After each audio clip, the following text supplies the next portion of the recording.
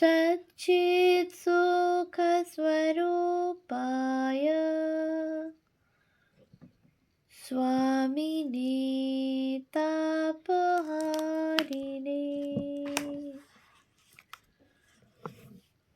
উদ্বোধন ১২৫ স্মরণে মননে বিশ্লেষণে গ্রন্থ থেকে পাঠ।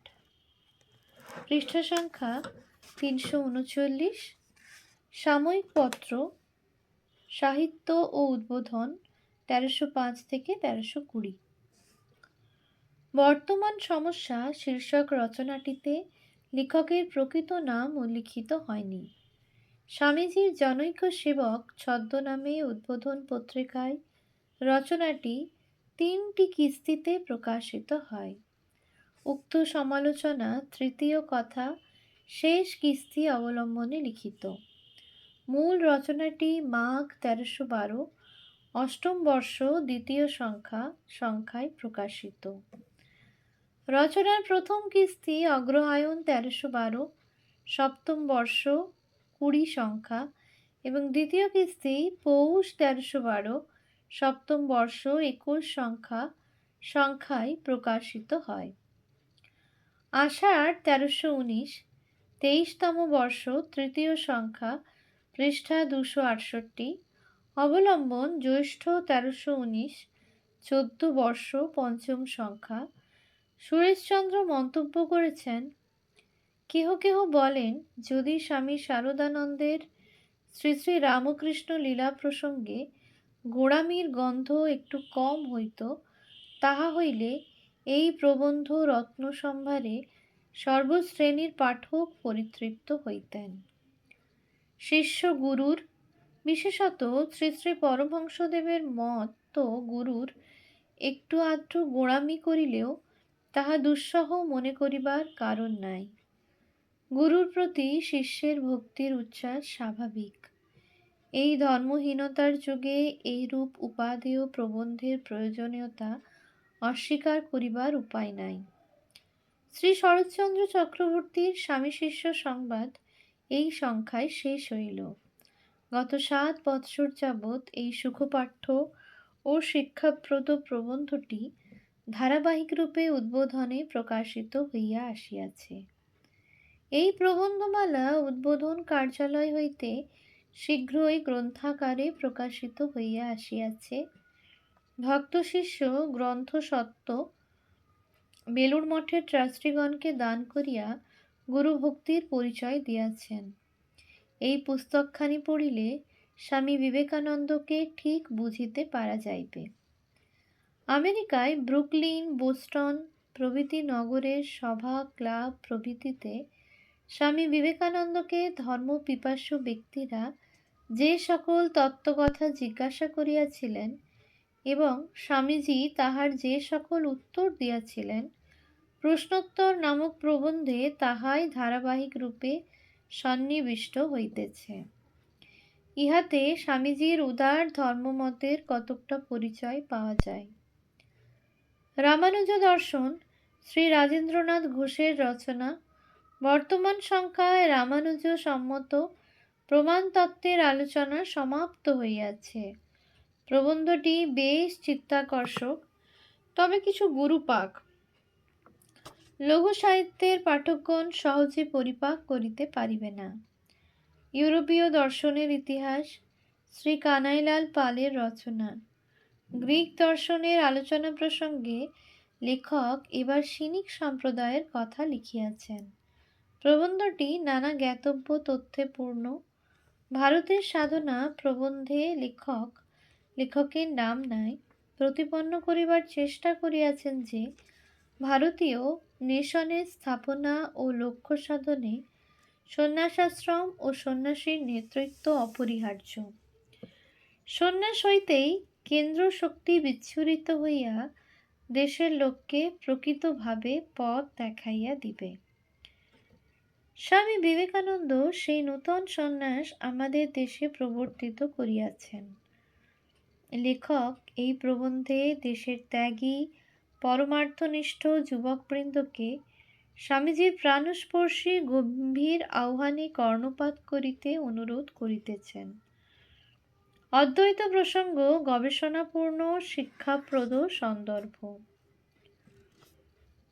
শ্রী শ্রী রামকৃষ্ণ মঠ থেকে শ্রী শরৎচন্দ্র চক্রবর্তীর স্বামী শিষ্য সংবাদ গ্রন্থকারে প্রথম প্রকাশিত হয় 15ই মাঘ 1319, মঙ্গল 28শে জানুয়ারি 1913 তারিখে।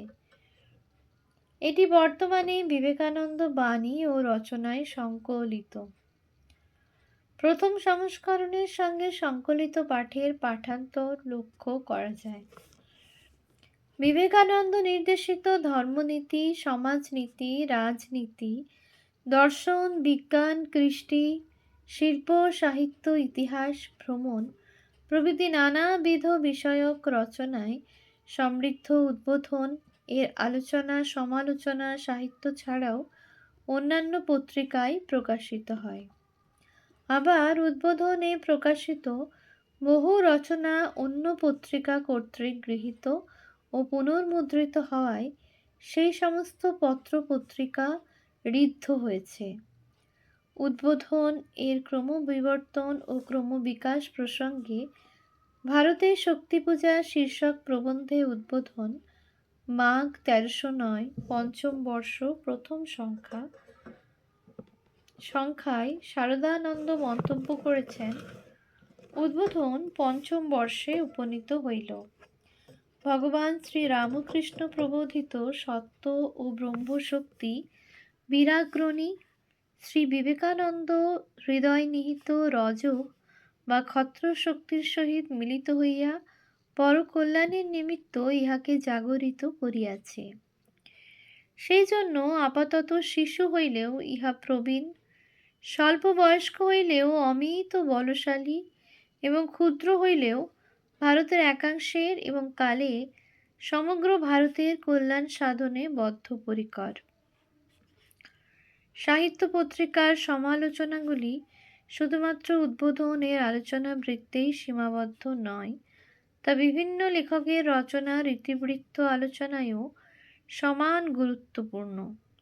সেখান থেকে প্রাপ্ত অনেক গুরুত্বপূর্ণ তথ্য বাংলা সাহিত্যের ইতিহাসে সংযোজনযোগ্য। গ্রন্থ পরিক্রমায় উদ্বোধন পত্রিকা, অভ্র ঘোষ। ধর্ম, ঐশ্বরিকতা, বিজ্ঞান, রাষ্ট্র বিষয়ে আলোচনা, বিচার বিশ্লেষণ শুরু করেছিলেন রামমোহন রায় 1821 খ্রিস্টাব্দে 4 ডিসেম্বর তাঁর বাংলা ভাষায় সম্পাদিত পত্রিকা সংবাদ কৌমুদীতে। ভবানীচরণ বন্দ্যোপাধ্যায়, তারাচাঁদ দত্ত তার সুযোগ্য সহকারী ছিলেন। 1821 খ্রিস্টাব্দে রামমোহন ব্রাহ্মণ সেবধী পত্রিকাও প্রকাশ করেছিলেন। 19 শতকের প্রথমার্ধে ভবানীচরণ বন্দ্যোপাধ্যায়, ঈশ্বরচন্দ্র গুপ্ত, নীলরত্ন হালদার, দেবেন্দ্রনাথ ঠাকুর এবং ইয়ং বেঙ্গলের তরুণ তুর্কিরা জ্ঞানান্বেষণ প্রভৃতি বহু পত্রপত্রিকা প্রকাশ করেছিলেন। কিন্তু এসব পত্রিকায় গ্রন্থ সমালোচনার রেওয়াজ ছিল না। 1851 খ্রিস্টাব্দে বিশিষ্ট ঐতিহাসিক ও পুরাতত্ত্ববিদ রাজেন্দ্রলাল মিত্র প্রথম সচিত্র মাসিক পত্রিকা বিবিধার্থ সংগ্রহ এর সম্পাদনা শুরু করেন। নানা কারণে এই বাংলা পত্রিকাটি বঙ্গ সাহিত্যের ধারা পাল্টে দিয়েছিল। এর মধ্যে একটি বিষয় ছিল গ্রন্থ সমালোচনা। বিবিধার্থ সংগ্রহ পত্রিকায় গ্রন্থ পরিচিতি নয়, গ্রন্থ সমালোচনাই করা হতো। তুলনা এই কারণে যে দেবেন্দ্রনাথ ঠাকুরের তত্ত্ববোধিনী পত্রিকা, দক্ষিণারঞ্জন মুখোপাধ্যায়ের সম্পাদনায় জ্ঞানান্বেষণ কিংবা রামচন্দ্র মিত্রের সম্পাদনায় জ্ঞানোদয় পত্রিকাগুলিতেও বই সম্পর্কে আলোচনা হতো না। একমাত্র বিলাতি পেনি ম্যাগাজিন এর আদর্শে অনুপ্রাণিত হয়ে রাজেন্দ্রলাল মিত্র তাঁর পত্রিকাটি কেবল সচিত্র করলেন না, গ্রন্থ সমালোচনাকেও গুরুত্ব দিলেন। বঙ্কিমচন্দ্রের বঙ্গদর্শনে 1872 গ্রন্থ সমালোচনা একটি গুরুত্বপূর্ণ বিভাগ ছিল। কিন্তু তা ধারাবাহিক বিষয় ছিল না। অনেক পরে ঠাকুরবাড়ির পত্রিকাগুলি, যেমন ভারতী, বালক, সাধনা ইত্যাদিতেও গ্রন্থ পরিচিতি প্রকাশিত হতো, কিন্তু তাতে গ্রন্থ সমালোচনা তেমন হতো না। এই অর্থে গ্রন্থ সমালোচনার বাংলা পত্রিকা হিসেবে বিবিধার্থ সংগ্রহ এর ভূমিকা অশেষ গুরুত্বপূর্ণ। 1899 খ্রিস্টাব্দে স্বামী বিবেকানন্দের অনুপ্রেরণায় প্রকাশিত উদ্বোধন এর গ্রন্থ পরিচিতি ও গ্রন্থ সমালোচনা প্রথম থেকেই নিয়মিত বিষয় হিসাবে মান্যতা পেয়েছে। তৎকালীন সময়ে এই ঘটনাটি বাংলা পত্রপত্রিকার জগতে বিশেষ উল্লেখযোগ্য। 19 শতকের বাংলা পত্রপত্রিকায় গ্রন্থ সমালোচনার থেকে গ্রন্থ পরিচিতি প্রকাশ করার রেওয়াজ বেশি ছিল। মাঝে মধ্যে বড় প্রবন্ধাকারে বইয়ের সমালোচনা হতো। উদ্বোধন পত্রিকাও এই রীতি অনুসরণ করেছে। 1305 থেকে 1309 পর্যন্ত স্বামী ত্রিগুণাতীতানন্দ ছিলেন এই পত্রিকার প্রথম সম্পাদক। তার সম্পাদনাকালে সমালোচনা বিভাগের শিরোনামই ছিল সংক্ষিপ্ত সমালোচনা। পুস্তক পরিচিতির 8-10 লাইনের মধ্যে গ্রন্থের লেখকের নাম, প্রকাশক, পৃষ্ঠা সংখ্যা, দাম ইত্যাদি তথ্যগুলি পাঠকদের জানানো হতো, আর তার সঙ্গে থাকতো স্বল্প দু একটি মন্তব্য। এই রীতি অর্থাৎ পুস্তক পরিচিতির ধরন চালু ছিল প্রায় প্রথম 30-32 বছর পর্যন্ত। 2-4টি ঈষৎ বড় রচনা ছিল ব্যতিক্রম। এর সঙ্গে আরেকটি তথ্য এখানে উল্লেখ করা প্রয়োজন। তা হলো, যারা পুস্তক পরিচিতি লিখতেন তাদের নাম উল্লেখ করা হতো না। গ্রন্থ নির্বাচন এবং তার পরিচিতি বা ভালো মন্দ বিচার পত্রিকার মতামত হিসাবেই ধরে নিতে হবে, কোনো লেখক বিশেষের মত হিসাবে নয়। 1893 খ্রিস্টাব্দে 1300 বঙ্গাব্দ কলকাতায় বাংলা ভাষা সাহিত্য সংস্কৃতির চর্চার জন্য তৈরি হয়েছিল বঙ্গীয় সাহিত্য পরিষদ। তার নেতৃত্বে ছিলেন রবীন্দ্রনাথ ঠাকুর, রামেন্দ্র সুন্দর ত্রিবেদী, হরপ্রসাদ শাস্ত্রী, ব্যোমকেশ মুস্তাফির মতো বিদগ্ধ জনেরা। ছিলেন রমেশচন্দ্র দত্ত, গুরুদাস বন্দ্যোপাধ্যায়ের মতো মনস্বীরা। স্বামী বিবেকানন্দ ওই সময়ে বিদেশে আছেন। তার প্রত্যক্ষ সংস্রব না থাকলেও সাহিত্য পরিষদের মতো প্রতিষ্ঠান যে তার পছন্দসই আন্দোলন, সে বিষয়ে যথেষ্ট সন্দেহের অবকাশ নেই। স্বামী ত্রিগুণাতীতানন্দ যে এই সাহিত্য পরিষদের কাজকর্ম বিষয়ে বিশেষ উৎসাহী ছিলেন, সেটা বোঝা যায় 1308-এর দ্বিতীয় সংখ্যায় প্রাচীন বাঙ্গালা গ্রন্থাবলী শীর্ষক রচনায় সাহিত্য পরিষদকৃত কিছু মুদ্রণের সংবর্ধনা জ্ঞাপনে। বইগুলি ছিল বিদ্যাপতির পদাবলী, সুলতান আলাউদ্দিন হোসেন শাহের সময় ছুটি খাঁর মহাভারত, বনমালী দাসের জয়দেব চরিত, বাসুদেব ঘোষের পদাবলী। সবকটি পুঁথি আকারে ছিল।